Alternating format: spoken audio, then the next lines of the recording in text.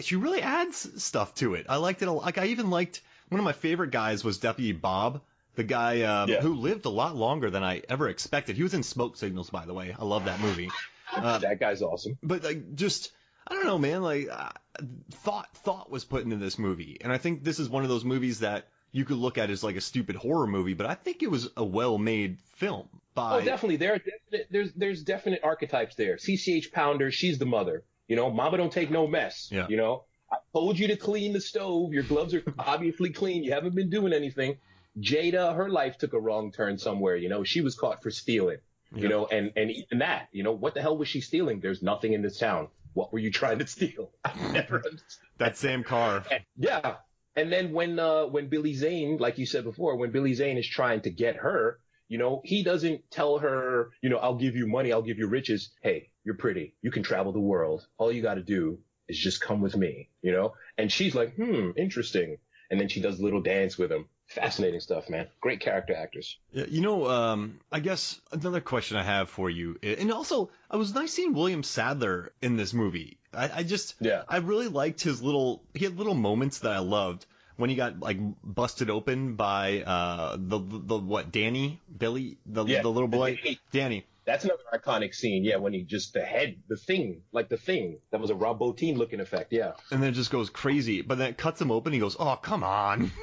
And there's scenes in this movie where he said himself, I'm just an old guy. Like, you know, when he put the ketchup in that, like, goulash? Yes. Dickerson was like, this guy's been around since World War I. He just eats slop. He doesn't care. And he comes from a generation who just puts ketchup on everything. That's how well thought out, like, the character was. But I just really liked the little moments of his.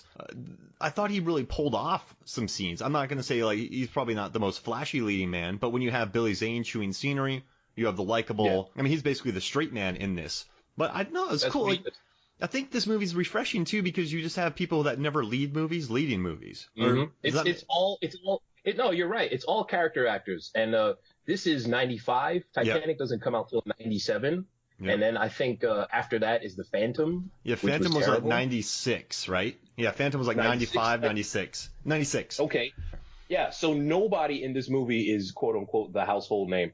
Jada Pinkett was just getting her things going. I think she gets him Set It Off a year or two later, because I know that came out when I was in college. So everybody here is just doing what you call yeoman's work, just doing it well. And when Jada is out, the fact that Jada survives was amazing to me because, you know, brothers don't survive these movies, man. And she ends up being the final girl, which was awesome. It was totally unexpected.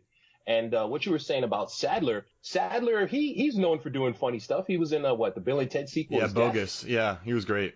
Yeah. And then the Tales from the Crypt series, the opening sequence of Bordello of Blood, where it's Sadler and the Crypt Keeper playing rock, paper, scissors, you know, for limbs. They did that exact same thing. He's the mummy. They did that exact same thing. Yeah, when he's the mummy. Yeah, so he's got a sense of humor. He's a great actor. I liked him in Die Hard 2. Oh, man. What part was he in Die Hard 2? He was the main villain. Oh, right. Yes, that's right. That was the airport one. That's the one I've seen the least. That was Rennie Harlan. I love that guy. Yeah, man. Oh, well, you know. Long Kiss Goodnight, baby. That's my movie. Yeah, so good. Got my keys in my pocket. Got my wallet in my right hand. That's such a great movie. I have so many Deep Blue Sea articles coming out for the 28th. You're going to lose your mind. That's right. Oh, and also happy birthday, brother. Oh, thank you, man. Yeah. Belated. It's good. I appreciate it. Wait, no, you sent me an early one. I think I did, but that's because I live in the future. You got me early and late. It's impressive. That's what it is, man. Welcome to New York, baby. That's what we. But this movie, I don't know. I guess I thought the way that they created the mythology. There's so many things I want to talk. I feel like I'm ending this movie, but I don't care. I love how they established the mythology. Like in the beginning, it was just darkness, and there were like demons in the darkness, which is pretty freaky. Genesis, yeah, man. Yeah, mm-hmm. Which is really kind of freaky. And you know what? So I have a question. I was listening to the commentary, and they said it's CC Pounder because they said that her H was silent. Have you heard that before? That's hilarious, CC Pounder, because the H is. I've never heard that. I just always know that when I see that woman in a movie, I know that she is bringing it. Yeah. You know, they put her in a film because she is authoritative, and the eyes that woman gives you when she tells you, look, put that down. Okay. Immediately. You know what I'm saying? She's so great in everything. I'm putting that down. Mm-hmm. Yeah. Yeah. I told you to clean that stove. I'll do it tomorrow. Damn it, you clean it now. Okay. I like their relationship, though. Because obviously she puts up with Jerry Lynn's crap, but then Jerry Lynn also probably likes her. So that's the only woman who showed her kindness, man. They call it work release because you got to work. You know what I'm saying? That's a good way to explain the character, though. You know, that's definitely... She's mama. Yeah, it's a way of saying the character, but you feel like she would say that, which I dig. Mm-hmm. But this one, 7 stars... and then he said, darkness covered the face of the deep, full of creatures and demons, 7 keys in a circle. God stepped forth and said, let there be light. There was light, and they scattered the keys all across the universe, and now the demons are back, and they have 6 of the keys. So they've spent, billions of years looking for the 6 keys. Mm-hmm. And they got them, and now they're going for the 7th. Does the key have a tracker on it? Well, you figure that, it's even though it's just quote unquote demons, this is all about the eternal God versus the devil. Yeah. So they're scouring the infinite universe, and there's plenty of sinners in the history of humanity. So you figure they just, okay, Steve, you go over there by Zeta Reticuli, you go over there to Alpha Centauri, John, okay, and then we'll all just come together back in the Garden of Eden, and break. That's what they're doing. You figure that they portion it out by sectors, Hi, my name's John, and I would like to know, do you have the key in your house? Give me the key! Ah! Some aliens just get jumped? Yeah, Klaatu Barada Nikto, give me the key! Wait, Klaatu Barada... They're just all over the universe murdering people. Aliens. What was the plan in this movie? So what was Breaker's plan? Because he's being chased, right? Obviously, they're in New Mexico. I guess they've had a car chase since, New Jersey? So they've been traveling across the country. So he goes to steal a car, and then he goes to the only place that is there and just sits there. So if he tried to steal a car, wouldn't he expect cops? Well, World War I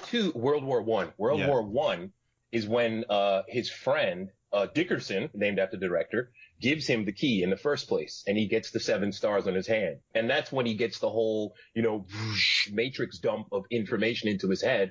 Okay, eventually, when these 7 stars finally make a circle in my hand, I'm going to have to pass this key on. And wherever I happen to be, that's where it's going to be. So literally, the life of a demon knight sucks, because your whole life you're being hunted down by immortal demons who will kill everything to get to you. You can't ever settle down. So he's just constantly on the run. He's been on the run since the end of World War I. So that's the plan. There must be... So he can't even just hide away? Go live up in the mountains? They will always find him. Whoever has that key, they will always be able to track it. Man, so he's been on the run since World War I. Every single demon knight is just on the run. What's the plan? Don't let the demon get the key by any means necessary. That's it. It's actually the darkest Tales from the Crypt story, as far as I can think of, because most of them are just, guy breaks out from an insane asylum, dresses up in a Santa Claus suit and starts killing people on Christmas. Wife cheats on her husband, and then a zombie husband comes back to murder her. But this is, the end of all things. It's never that deep in Tales from the Crypt. Now, he says at a point, there was just 5 of you. There needed to be 7. Then people came in late. So then that kicked off everything. But was that fate? Was that the way it was supposed to be? Well, I don't know how much church you go to, but what do they say? God makes plans. Yeah. Or you got plans until God comes in, something like that. My church is off. Yeah. But it's not about fate. It's all God's design, man. It's God's great design. That's what this movie relies heavily on, Christian themes and Christian iconography. Number 7. So it's God's plan. And it's just going to happen when it happens. How much did you love the design of the initial puppet during the crucifixion with the red face? Oh, man, that thing was creepy as hell. Yeah. Because, in your mind, you're thinking, is that Judas? Is that puppet, is that demon Judas? Or is that just a demon? Or is Judas the guy with the key? What's going on with the fingers? The fingers are unnaturally long. The teeth, it's, oh, my God. Yeah. And do you know, scary as hell. I think this movie also benefits from the Jaws effect, where they were talking about this in the commentary, you don't see much of the demons, and they just put really skinny people. And so I'll tell you a funny story. So the script came out, and they gave it to Todd Masters, the guy who does all the creature effects for Tales from the Crypt. And if you pay attention to his career, I mean, this guy Todd Masters has worked with some of the best. Like he's done, well, I mean, he's also done like White Chicks and Pathfinder, Snakes on a Plane, 30 Days of Night, Carnival, Showdown Little Tokyo, Leprechaun 2. But this guy's a major name in the effects industry, and so he got the script, Demon Knight, did all the breakdowns, gave it to the producers. They went, oh, okay. They came back with another script where it was just men in black in suits who put their glasses down and they had fire eyes. And he's like, well, we can't have this. So they came up with a solution to make like kind of paint these suits onto very skinny actors, and they put them on stilts. So when you see Billy Zane with them, they can't stop moving because if they do, they'll just fall right over. They'll fall over. And this movie, you never see that much of them. They're very on and off the screen. And I think that was a wise choice because they don't really linger around long enough to be too frightening. And the funny and there's that. Oh, go for it. No, you got it. I was going to say there's that one part where Charles Fleischer is trying to shoot the demon to save Cordelia, and that's the most you really get to see because he shoots him in the head 3 times and then just goes, ha ha ha, it cackles because it's still alive. And smoke is coming out of its mouth. Smoke is smoking, yeah. And I like, I don't know, and also they gave him piercings, which I still don't understand. They said it was just popular in the 90s, so they did it. I think that's the one part I don't really, like they had nose rings. Did you notice that? They had nose rings, they had hoop earrings. I was waiting to see the bangle. It would have been horrifying if somebody had one of those big Flavor Flav name chains, you know. I am worried. Like that kind of set me apart. Like that's not set me apart. That kind of gave me some boundaries to see that because the last thing you want to do while watching a horror movie is go, does that demon have nipple rings? Like that's not right. That's not something that draws you in. Like imagine if Jaws had, an eyebrow piercing. Or Jaws had a tribal tattoo around his door. You know what I'm saying? Jaws is a bro. You know? Jaws is a bro. Oh, man. Yeah. So, I don't know. What did you think about that aspect of the demons? Did you like that? It was very weird because it gave them a sort of piratey feel to me. Because why would a demon have earrings? Because earrings are bad? Because God frowns upon earrings? Is that what's going on? You're a tortured soul. And so the only way to make your existence better is to get these awesome bangles from Hot Topic? I don't understand it either, man. What about why didn't they have slap bracelets since those were popular? You know what I'm saying? Because the demons don't want to cut themselves and leak the green goo all over the place. How amazing would that be if just during one of the scenes there's a slap? It's just and the demons are slap bracelet, slap bracelet. Yeah, what the hell, man? Did those 2 demons in the cave set a trap?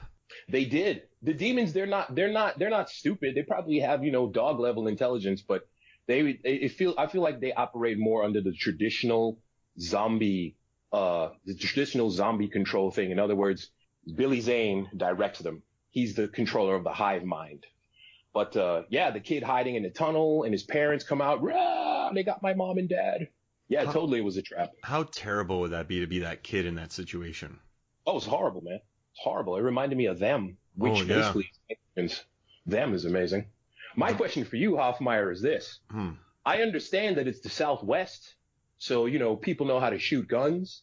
But how the hell is, other than Bill Sadler, everybody so nice with these guns where they're able to shoot the demons perfectly in the eyes? That's the only thing that always got me. And it's not, so with zombies, you just got to shoot them in the head, which is still tougher than, yeah. So it's still tough, right? Yeah. But so there's a scene where Fleischer is, his name is what? He's got to save Cordelia. Yeah, so he's got to save Cordelia. Charlie. Yeah, you're right. And he's got to save Cordelia. And I put my name, so I write down all the characters. I write down all the actors, and then I write down their names. But this time I wrote down all the character names and then the actors. So I threw myself off here. Just wanted to Charlie is Charles Fleischer. But so I love when he's shooting the demon and he headshots it 3 times. Very impressive. Yeah, and it laughs at him. And then Sadler goes, shoot it in the eyes. And he just takes 1 step forward and then nails it in the eyes. Perfectly. So, I mean, that scene's a little weird. I understood why Sadler did, because he's probably been shooting these things. He had been shooting those things for 80 years. Yeah, exactly. Sadler can do it, but the cop, no way. Yeah, and I mean, but I don't know. I guess it works, but Yeah. It's the only thing. It's the only thing that got